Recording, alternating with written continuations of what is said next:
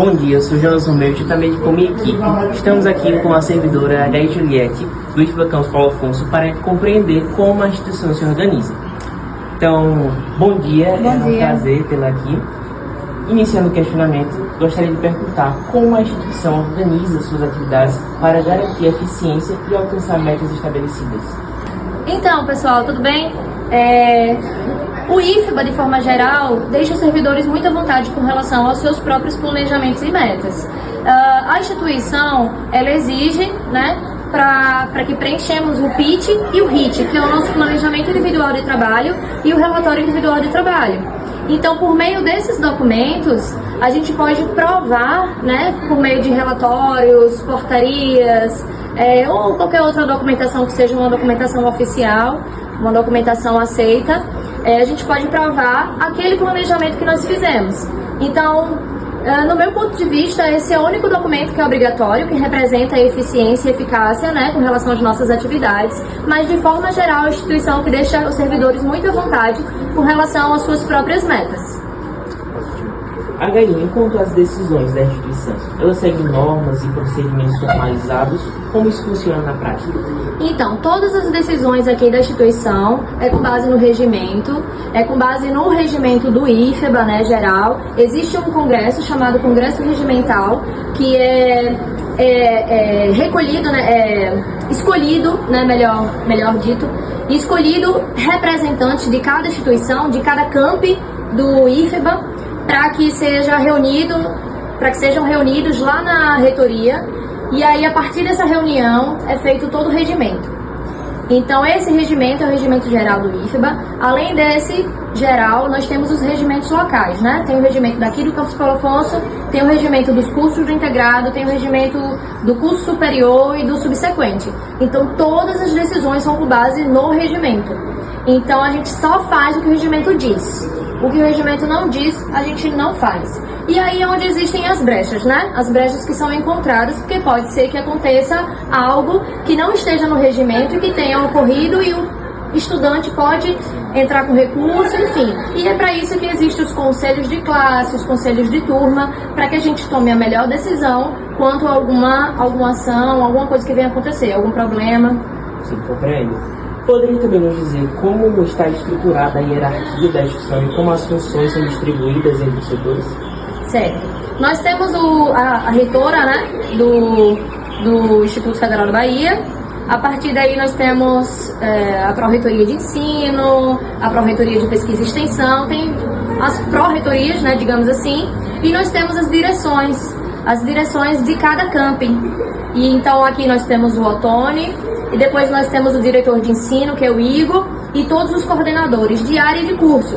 Então, resumidamente, é assim: reitoria, pró-reitoria, direções, coordenações, E também nós temos as coordenações de cada projeto, coordenação de projeto de extensão, tem a coordenadora também de extensão, que ela tem um cargo que é posterior à direção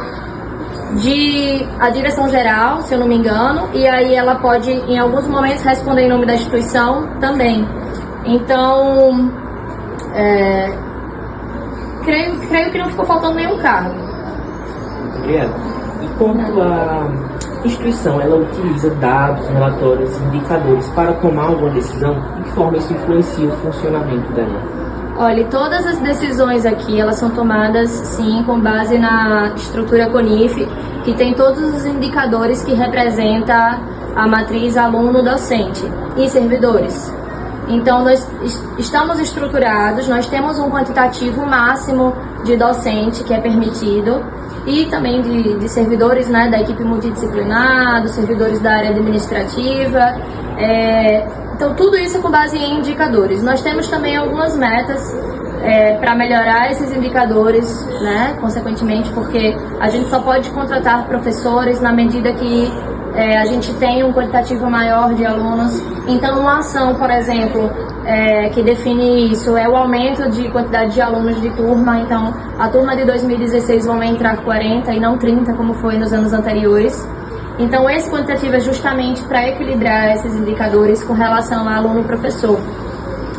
além de tantos outros indicadores de gestão da qualidade, segurança, fluxogramas das áreas administrativas, a lei de acesso à informação. Nós temos todo um fluxo e um prazo para retorno à comunidade, para promover a transparência.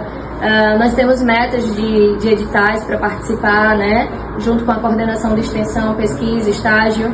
Então, todas as áreas possuem seus indicadores específicos, mas de forma geral, como estamos falando de instituição de ensino, no meu ver, o mais importante é esse mesmo, entre aluno, docente e servidores. Muito obrigado, viu, por nos receber. Agradeço a entrevista. Então, esse foi a nossa entrevista e fica agora com o conteúdo da apresentação. Então, boa tarde. Nosso grupo agora está aqui com o diretor-geral do Campus Paulo Afonso, Antônio. Um prazer tê-lo aqui. Obrigado. E a fim de conhecer melhor a estrutura do IFBA, gostaria de fazer algumas perguntas, iniciando justamente com a seguinte. Quais indicadores são usados para avaliar o desempenho institucional? Vamos lá, Jonas. Existe uma série de fatores, não é uma conta simples. Eu vou falar aqui os principais deles, né? Hoje, o IFBA, como um todo, ele é dentro da Rede Federal de Educação, a gente segue o que é chamado de matriz CONIF. O que é a matriz CONIF? Ela diz quais são os fatores que vão fazer a composição dos indicadores institucionais, que eles vão entre desde o número de alunos, né? Então a oferta de alunos que você tem, e a oferta de X vagas, quantas dessas vagas são ocupadas, como esses alunos estão dentro do ciclo, então ele se forma no tempo certo, isso é um outro fator.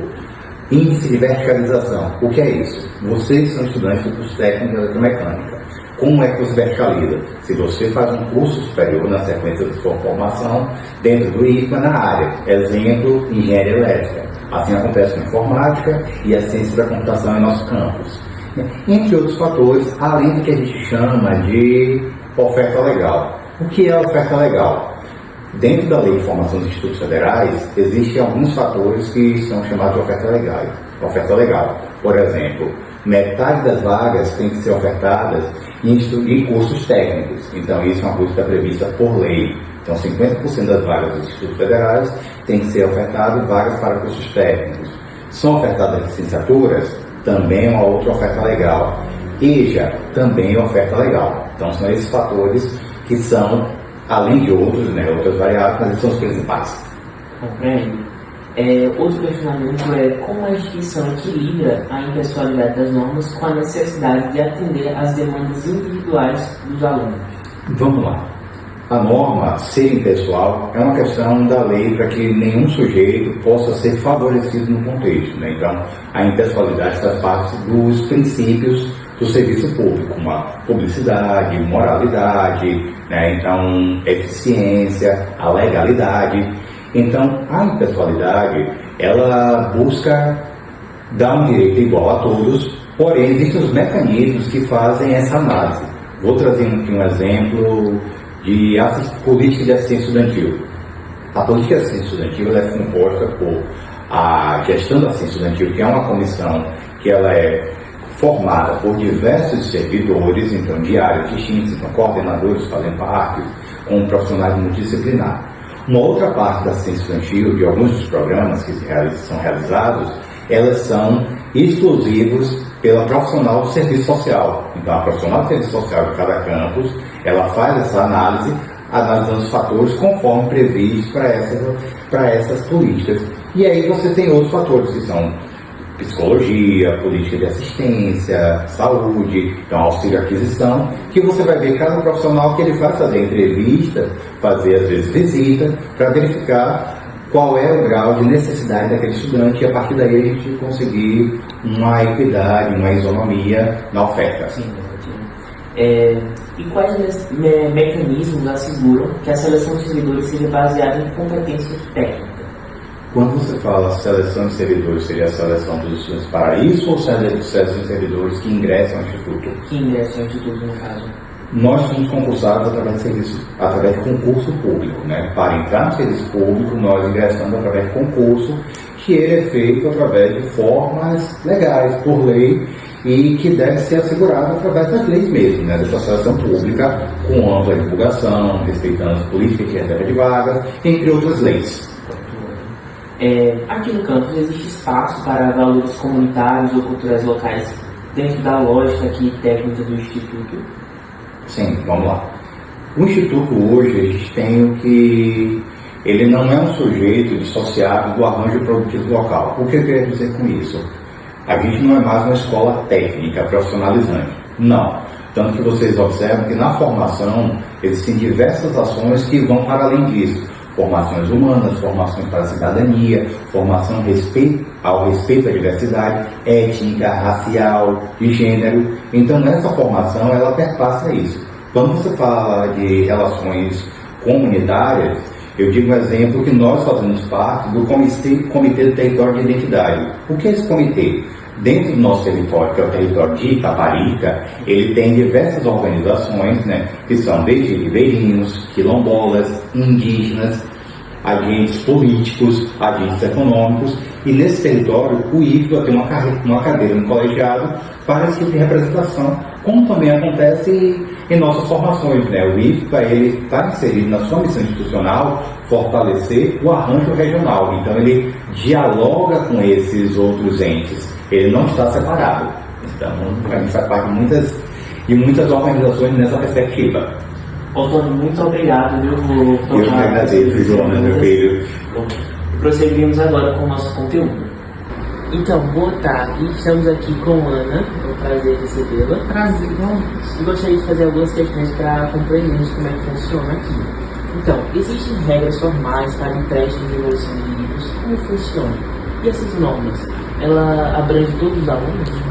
Então, nossa biblioteca aqui, ela atende um grupo diversos, né, na nossa comunidade acadêmica, tanto os alunos do nível superior como os alunos como vocês do nível médio com técnico, que nós denominamos curso integrado.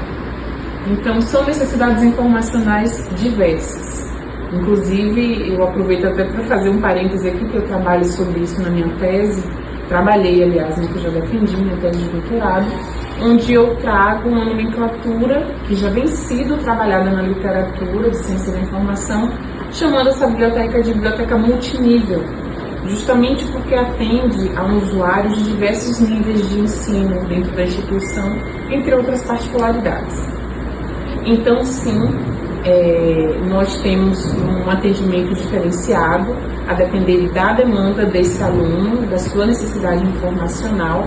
Então, por exemplo, no nível superior, os alunos, eles defendem TCC, eles qualificam o TCC deles antes, fazem uma apresentação. Então, muitos deles vêm com demandas para mim, para eu poder orientar no sentido das normas de ABNT, numa estrutura metodológica do trabalho deles. Então, eu também, né, explico sobre isso, no levantamento bibliográfico, base de dados.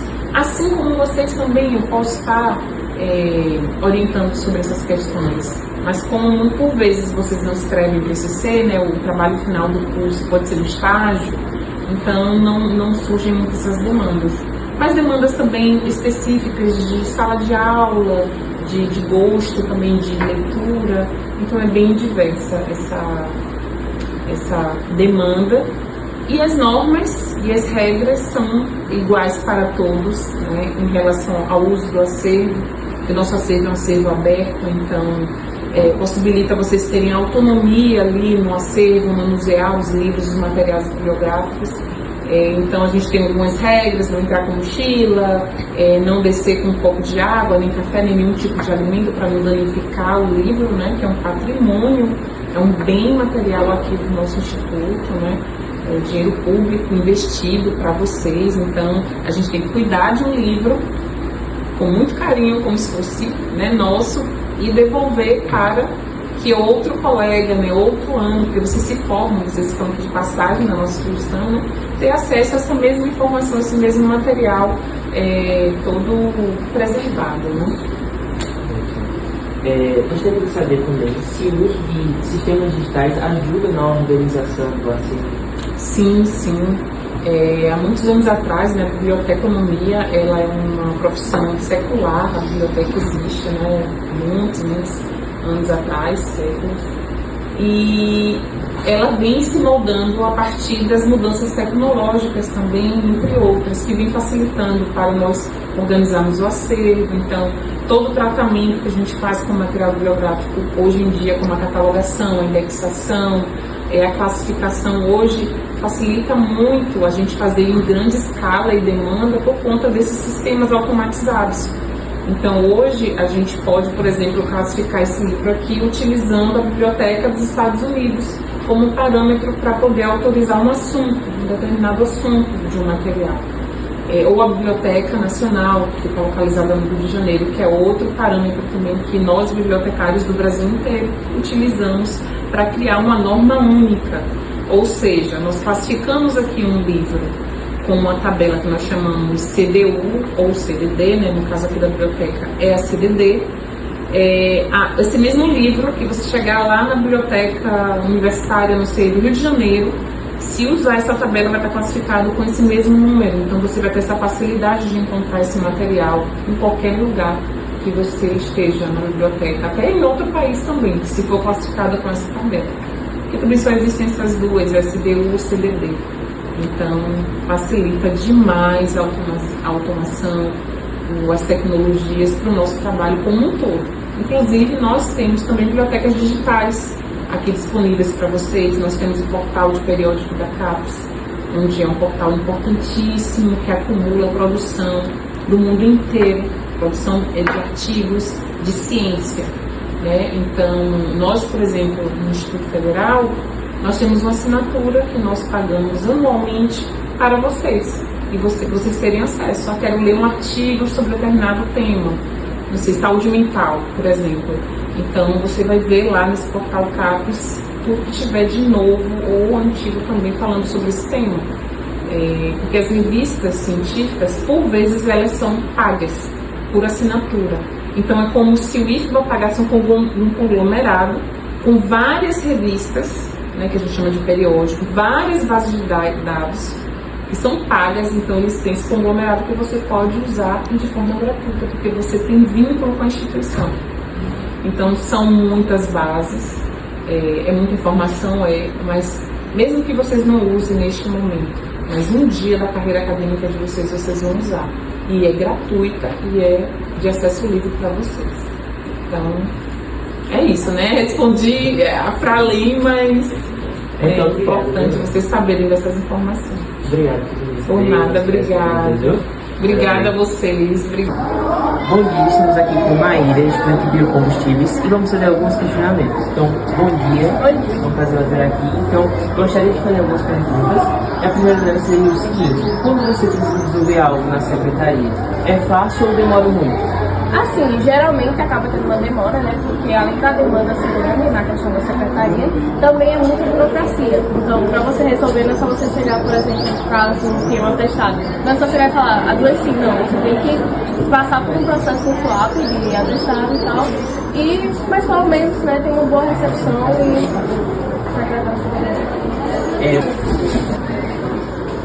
Você acha que a direção das professores tem mais poder na gestão do que os alunos? Sim, apesar de que a escola, né, o Instituto em si, ele tem muito essa questão de que os alunos podem falar, os alunos podem fazer isso, então ser algo assim.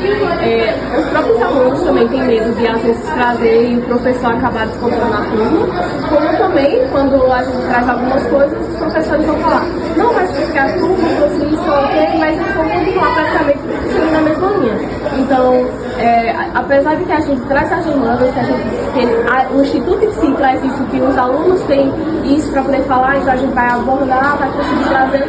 Muitas vezes a ideia do professor, a ideia da direção em si que vai se sobressair do que os alunos. A escola se preocupa mais com as notas e resultados ou com o aprendizado em si? O que você acha? Então, vai depender, na verdade, dos professores. Por conta que alguns professores eles vão abordar muitas questões de que o aluno está aprendendo e tal, a gente está percebendo a evolução deles, mas outros, não passou, então ele não vai passar e vai ficar aqui. E acaba aqui. Então, a relação, acho que da escola em si, eles vão focar muito no aprendizado, mas a questão da nota também, atualmente, está pesando bastante. Muito obrigado.